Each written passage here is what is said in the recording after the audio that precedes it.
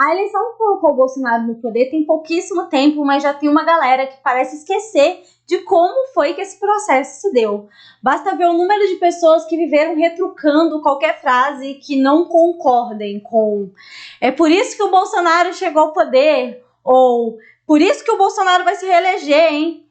O engraçado é que parte das pessoas que mandam isso contribuíram para a criação de um ambiente de pânico moral que foi essencial para Bolsonaro chegar no poder. E por agora estarem lados opostos dele, parece que esqueceram da história. Esse vídeo daqui é para refrescar a memória de vocês.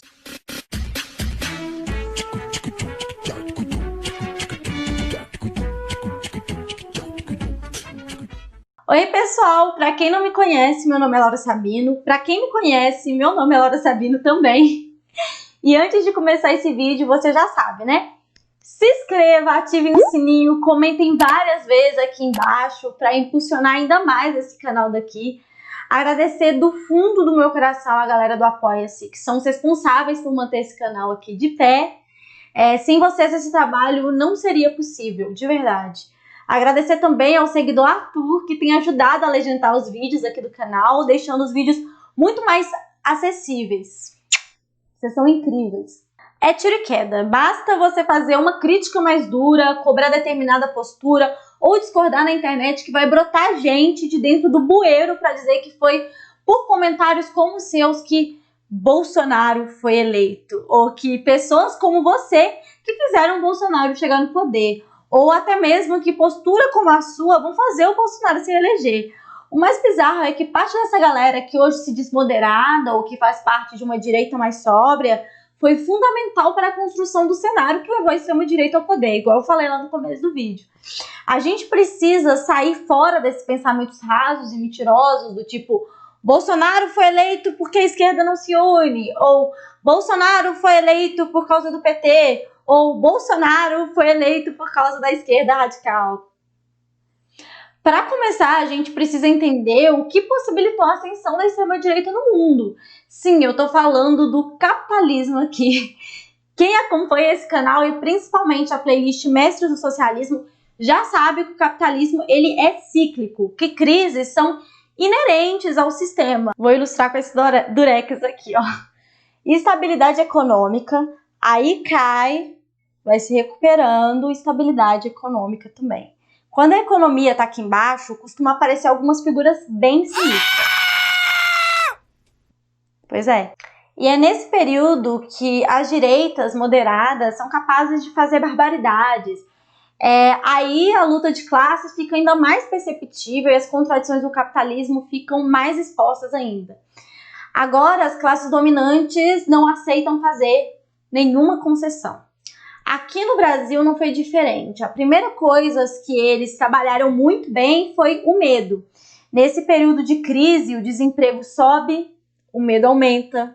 Vocês sabem que o populismo penal, né, aquela ideia do bandido bom é bandido morto, já está presente na nossa mídia há muito tempo. O que acontece é que isso foi propositalmente inflado, com jornalistas dizendo que moradores poderiam amarrar crianças infratoras em postes, né, e espancá-las, a construção da ideia de que existia uma ditadura do politicamente correto, cujas vítimas dessa ditadura eram humoristas que agora não poderiam mais oferecer banana para pessoas negras sem serem criticadas e xingadas no Twitter. Não é mesmo, Danilo Gentili? O medo, ele foi muito bem trabalhado, principalmente nos espaços em que a esquerda, como um todo, se afastou desses espaços. Por exemplo, as igrejas neopentecostais de periferia. Eu, como nevense, eu sei o que é ter parente com problemas de vício na família. Sei o que é ter amigos que morreram em conflitos. Sei o quanto as pessoas têm medo. E aí o que aconteceu? Os pastores, né, eu uso as aspas aqui porque eu não vejo eles como pessoas comprometidas com o ensinamento de Jesus, né? Esses vendedores milionários da fé, eles foram de cima para baixo alimentando esse tipo de pensamento. Seu filho está morrendo por causa das drogas, isso é por causa do PT, que é esquerdista. Percebe que agora os gays estão saindo mais nas ruas e se assumindo? É por isso que o mundo está do jeito que está. Antigamente não tinha nada disso. E aí, esse discurso, ele chegou até os pastores de bairro. Aqui, os pastores que acreditam mesmo em Deus, que têm fé. E essas pessoas hoje acreditam de verdade que Jesus, que nasceu na área mais pobre de Israel e quebrou tudo quando viu gente vendendo coisas no templo, né? Que morreu pobre, que morreu vítima do Império Romano, tinha ideias compatíveis com os grandes empresários de hoje em dia, né? Uma coisa meio sinistra. Inclusive, é uma coisa interessante para se pensar, né? No período de crescimento econômico, as conquistas dos fiéis não tem nada a ver com o Estado, né, Malafaia? Aí era fruto da igreja, era a teoria da prosperidade, era por causa da fogueira santa e tudo mais. Mas aí, quando a crise econômica vem, o poder da compra baixa, o desemprego aumenta. Aí não é por causa da igreja que deixou de ter efeito, não. Aí é por causa do governo, por causa dos comunistas, por causa dos LGBTs, por causa das feministas.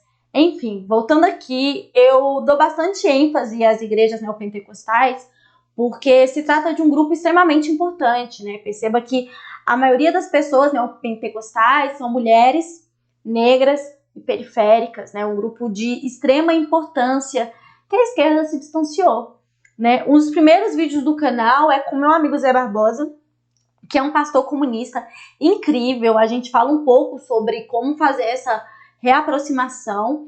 E o meu amigo Chavoso da USP também tem um vídeo muito incrível sobre esse tema, fica as indicações. Diferenciando aqui, gente, sempre quem que são os fiéis, de quem que é o Silas Malafaia, quem que é o Ed Macedo, enfim. Outra coisa que a gente precisa entender para seguir aqui essa conversa sobre como foi construído esse cenário político, esse cenário de pânico moral que possibilitou a eleição de alguém como Bolsonaro é entender que o medo, ele é um sentimento com a maior capacidade de mobilizar. O medo, ele inibe a alegria, o medo inibe a raiva, o pavor, ele inibe a razão. Bauman tem uma discussão interessante sobre o que ele chama de sociedade do medo e o quanto, historicamente, quando a sociedade se depara com o medo e a liberdade, existe uma tendência em renunciar à liberdade.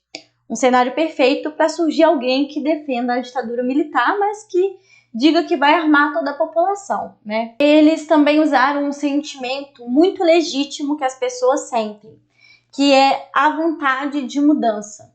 Quando as pessoas falam que o sistema de saúde tem problemas, né, o sistema público, que a educação pública tem problemas, que imposto é roubo, ou essas coisas, tudo isso se trata de uma revolta muito legítima. Para começar, nossa educação pública é sucateada, nosso sistema tributário faz com que pessoas de classe média e milionários paguem proporcionalmente o mesmo tanto.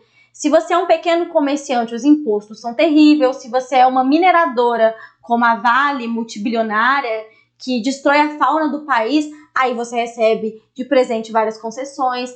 Existe uma elitização da medicina, de maneira que alguns médicos se negam a atender a lugares empobrecidos. Existe um grupo de pessoas que lucram com o sucateamento da educação pública. Existe um grupo de pessoas que lucram com o sucateamento do SUS. Vocês já pararam para pensar quantas empresas faliriam se não existisse mais assaltos nem assassinatos? É óbvio que as pessoas querem mudança, mas o que não foi falado é que a solução é fora do capitalismo. A gente está dentro de um sistema que não tem como resolver, né? No máximo, você consegue fazer umas melhoras quando a economia está aqui. A revolta da mãe que perde o filho em confronto, ela é legítima, assim como a revolta de pessoas que têm filho policial, que também morrem em conflito, é legítima. Não foi falado para eles que a nossa polícia é a que mais mata, é a que mais morre. A maioria das vítimas da PM são negras e a maioria dos policiais mortos em confronto são negros também. Isso não é um acidente. Quando as pessoas ficam revoltadas com o desemprego, né? Algumas nem imaginam que no dia que todo mundo tiver emprego, o sistema quebra. Porque do ponto de vista econômico, é necessário um grupo de pessoas sem emprego, né? O chamado exército industrial de reserva, que a especulação imobiliária, por exemplo, também precisa de pessoas morando na rua, enfim. Olha isso aqui que eu tô falando. Não foi o radicalismo de esquerda que fez o Bolsonaro ser eleito. Foi a ausência de um debate radical sobre raiz das opressões, sobre a raiz dos problemas sociais que o país enfrenta. Inclusive, não dá para falar da construção do cenário que levou o Bolsonaro ao poder sem falar sobre o antipetismo, né? E sobre o anticomunismo também. A propaganda anticomunista, ela não é recente, ela é uma grande mobilizadora, ela justificou várias atrocidades. Aqui mesmo no Brasil. Por exemplo, Vargas, ele inventou que existia uma ameaça comunista para justificar sua ditadura. Posteriormente, tentaram colar a Vargas uma ideia de que ele era comunista para dar um golpe nele. O Jango sofreu o golpe com a desculpa de que eles tinham intenção de implementar uma ditadura comunista no Brasil, que nunca aconteceu e que nunca foi verdade. Eu indico para vocês aqui um texto de Francis Saunders, que se chama Quem Pagou a Conta? A CIA na Guerra Fria da Cultura, que é bem legal para entender um pouco melhor sobre isso. E nessa luta anticomunista, ela vale tudo, inclusive inventar que o governo da presidenta Dilma, que tinha Joaquim Levy e Kátia Motosserra nos ministérios, era um governo comunista, né? Porque a direita queria era passar as reformas, ela não queria dar nenhuma migalha para os pobres, né? Caso vocês não estejam entendendo ainda onde eu quero chegar, é o seguinte: foi construído um cenário que possibilitasse a chegada e a ascensão política de alguém como o Bolsonaro. Isso foi feito de degrau por degrau por degrau. Humoristinha fazendo piada sexualizando a então presidenta, adesivo do carro colocando a presidenta em posição sexual, Luciano Huck mandando a presidenta tomar no c... E agora tá aí chocado com a misoginia do governo Bolsonaro, né? Assim, nos apresentaram uma democracia onde um áudio de um senador combinando de matar um primo não era motivo suficiente para ele ser preso, né? Talvez faltasse ali para ele uma apresentação de PowerPoint, não sei, né? Uma democracia onde vaza um áudio de um senador falando que queria derrubar a presidenta para estancar a sangria e diz que o Supremo estava com eles nesse grande acordo nacional e nada acontece, nada aconteceu. E aí esses caras ficam chocados com o Bolsonaro desrespeitar as normas democráticas. Tem mensagem do Sérgio Moro dizendo que não iria investigar o Fernando Henrique porque era um aliado da Lava Jato e agora ele vem falar que falta ética no governo Bolsonaro. Bolsonaro é um produto de vocês. Inclusive, esse print aqui, ó, do Danilo Gentili e do Lobão comentando um vídeo do Humberto Matos e do Jones Manuel para dizer que são os comunistas que elegeram Bolsonaro. É uma negação histórica. Danilo Gentili, é você que, para combater uma ditadura do politicamente correto que nunca existiu, acabou apoiando um cara que prestava homenagem a um torturador que enfiava rato vivo na vagina de mulheres. E aí fica agora aí, ó, como é que é a palavra mesmo que vocês falavam? Mimimi, né? Dizendo que estão querendo sua cabeça na emissora. Se te demitirem amanhã, não é censura não, é karma. Essa insatisfação das pessoas ao sistema também é bem nítida nas manifestações de 2013. Eu estava lá, inclusive.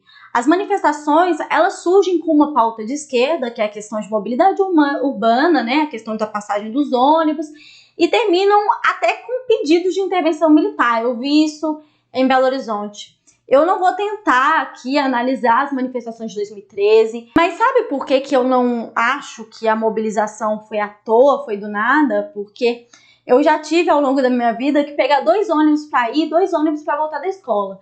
E eu sei o quanto que isso fica caro no fim do mês, né? O que a gente precisa entender é por que a mobilização contra a reforma da Previdência, que acabou com o sistema previdenciário, que o estrangulamento da verba para a saúde e para a educação não mobilizou tantas pessoas, né? Tira um dia para acompanhar como começou a cobertura das manifestações de 2013 e como terminou, é que você vai ter uma ideia ali. E aí, misturando essas coisas, né, mas várias outras coisas também, criou-se um cenário propício para o Bolsonaro. E aí, misturando essas coisas com mais outras várias coisas, criou-se um cenário propício para o Bolsonaro. E vamos agora para as minhas analogias loucas? Posso? Vou fazer. Pensa em uma família que tem uma fazenda e eles querem expulsar de dentro da fazenda uma outra família que também mora, né? E eles foram encontrar armas para poder tirar essas pessoas. Eles foram buscar arma de chumbinho para tirar as pessoas, bomba, pedra. E aí, no meio desse caminho, eles encontraram um filhotinho de leão. Ele era bem pequenininho, mas ele já sabia que ele oferecia um risco danado. Mas eles viram naquele leão uma oportunidade de ajudar a expulsar essa família que convivia com eles na fazenda. Afinal, eles queriam a fazenda toda para eles. Eles alimentavam o leão, davam espaço para ele nos programas de TV, alimentavam ele na internet. Quanto mais eles alimentavam, mais forte o leão passava a urgir. E aí o leão foi crescendo, né? Ele começou com uma piadinha, como um fofinho, até que o leão cresceu e encheu os vizinhos dos fazendeiros de mordida. Os fazendeiros ficaram felizes, ficaram satisfeitos e já acharam que esse leão deveria ser preso na corrente, até porque o leão babava muito, fazia muito barulho, né? E produzia muita sujeira. Os fazendeiros, eles preferem quem morde mais no silêncio, sabe? Sem fazer tanto barulho. Só que os fazendeiros já não conseguiam mais prender o leão. O fazendeiro é a direita, dita progressista. O leão é o Bolsonaro. E os vizinhos só a esquerda e principalmente o PT, que é quem dividia ali a fazenda, né? Aquela fazenda. Por fim, eu não posso esquecer de citar aqui a importância do imperialismo estadunidense na construção desse cenário, né? Se a gente olha para a América Latina, a gente vai perceber que o Paraguai, Honduras, Equador, Bolívia sofreram golpes, tem um estrangulamento da economia venezuelana, estrangulamento de Cuba, da Argentina, golpe no Brasil, enfim, todos apoiados pela grande mídia brasileira, todos apoiados pela direita progressista e democrática. Portanto, não se iludam, tá? Eleger Luciano Huck, que votou no Bolsonaro, votar em Moro, voto em Amoedo, apoiou o jornalista que ajudou a construir esse cenário de pânico moral, que propiciou, né, alguém como Bolsonaro, não é vencer o Bolsonaro, é eleger quem o colocou na presidência, né? Lembre-se, para passar a reforma da Previdência, reforma trabalhista, congelar o investimento na saúde, na educação, essas pessoas foram capazes de tudo, né? E pelo amor de Deus, não confundam, eu não estou dizendo que pessoas não mudam de opinião, que seu pai que votou no Bolsonaro é fascista, que as pessoas não mudam. Quem me segue sabe que eu acreditava no politicamente correto, na ditadura do politicamente correto. Um dia eu tomo coragem e gravo fase desse período meu neoliberal aí, ficava criticando tudo, enfim. A questão é que algumas figuras públicas querem que a esquerda mude seu discurso para se encaixar no discurso da direita, em nome de uma frente anti-Bolsonaro com quem elegeu o Bolsonaro. É sobre isso que eu queria conversar com vocês hoje. Eu espero que vocês tenham gostado do vídeo. Ele deve ficar imenso, Jordana e Lucas vão me matar. Eu quero agradecer mais uma vez imensamente ao pessoal do Apoia-se, dizer que nós vamos ocupar também agora o espaço dos gamers. Estamos começando o nosso canal lá na rede social roxinha. A gente tem grandes planos para essa rede social ano que vem. A gente sabe que vai ser muito difícil, porque ela é um espaço que é tomado pelos bolsonaristas, mas é mais um lugar para a gente ocupar, viu? E aí eu peço para vocês comentarem muito nesse vídeo, compartilhar, curtir, comentem aqui embaixo, se inscrevam quem não é inscrito, apoie quem quiser e quem puder também apoiar. Eu amo vocês, obrigada por tudo, até o próximo vídeo.